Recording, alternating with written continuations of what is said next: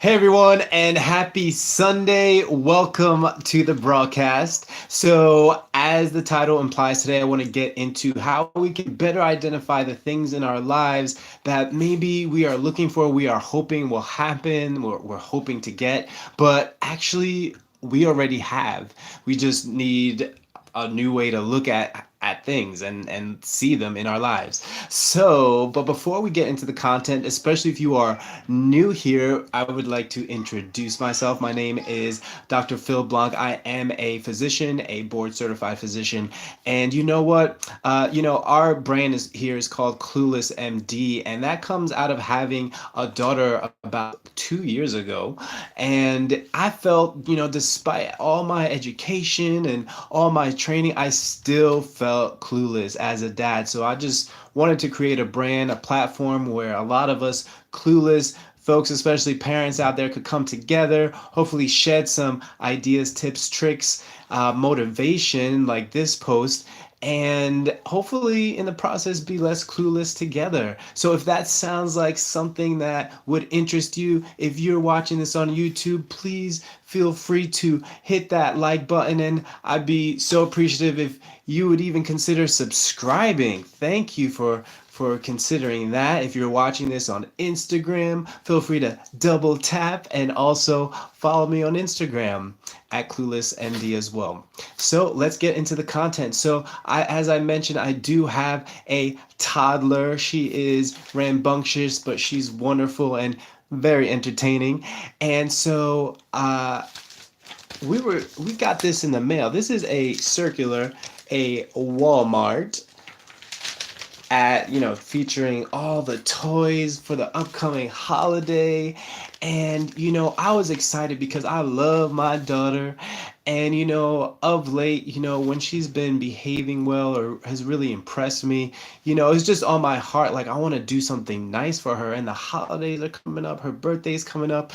It's like, wouldn't it be cool to sit down with her and go through this and be like, hey honey, what do you like? Like, is there anything on here that, fancies her, that, if I point to it, like, oh, hey, let's see, the Incredibles 2 Jack Jack doll, or the, we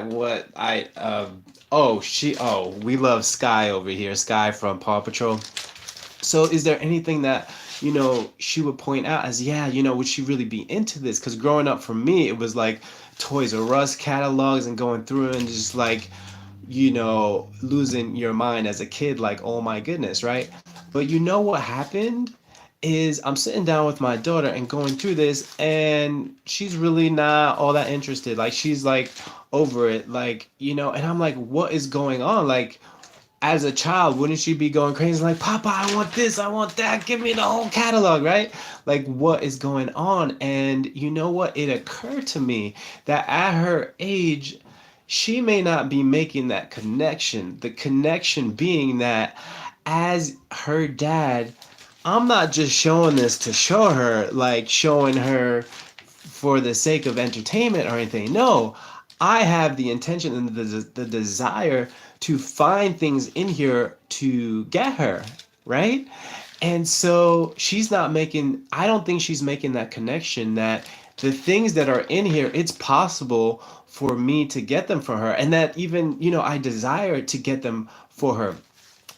So it's one of these experiences with my daughter that gives me some perspective on what our relationship with God must be like. In this particular scenario, it's wondering if there are things in our lives, right?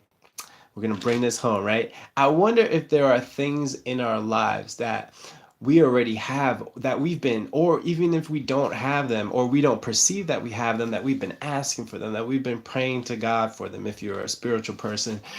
And God is like, boo boo, like, I would love to give them to you. Or guess what? I have already provided them in your life. It's just that you're not seeing them. So, for instance, you might be praying, asking, wishing for that special someone in your life, and you're praying, praying, praying.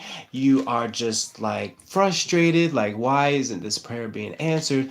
And all the while, God is like showing you his catalog of people that he has introduced into your life, but you have not even made the connection that that person is in your life as the answer to your prayer. So, how many things must that apply to? Maybe if you're looking for a significant other, or you are looking for that right job, and meanwhile, you may already be in it, or you're looking for a new way to do your job, or looking for new resources, and maybe the things that you think that you need, you already have right now.